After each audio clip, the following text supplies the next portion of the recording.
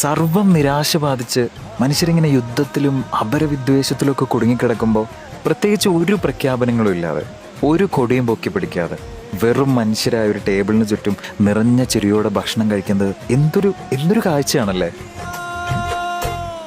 വെറുപ്പിൽ മാത്രം ജീവിക്കുന്ന മനുഷ്യർക്ക് ചിലപ്പോൾ ഇത് ചന്ദ്രനിൽ എവിടെയെങ്കിലും നടക്കുന്ന പരിപാടിയായിട്ടൊക്കെ തോന്നും.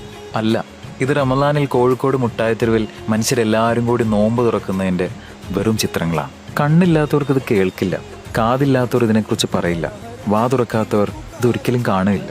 ഹിന്ദു ആയാലും ശരി, ക്രിസ്തു ആയാലും ശരി, മുസ്ലിംമാരും അങ്ങനെ ഒരു വേർതിരിവില്ലാത്ത ഒരു നല്ല കാലത്തിന് വേണ്ടിയാണ് ഞങ്ങൾ നിലകൊള്ളുന്നത്. മതത്തിന്റെ പേരിൽ ജനങ്ങളെ ഭിന്നിപ്പിക്കാൻ പാടില്ല. ഇതാണ് യഥാർത്ഥ സ്റ്റോറി, കേരള സ്റ്റോറി. മതിലുകളില്ലാതെ മനുഷ്യർ ഒരുമിച്ച് നിൽക്കുമ്പോഴുള്ള സുഖം അറിയണമെങ്കിൽ നിവിൻ പോളി ഒരു സിനിമയിൽ പറയണ കേട്ടിട്ടില്ലേ? ബോധിവൃക്ഷത്തിന്റെ സ്വത്വത്തെ മനസ്സിലാക്കി ആൽമരം പിഴുതെടുത്ത വേരിൽ നിന്ന് താഴോട്ട് നോക്കണം, അല്ലാതെ ഇലയിൽ നിന്ന് വേരിലേക്ക് നോക്കരുത്.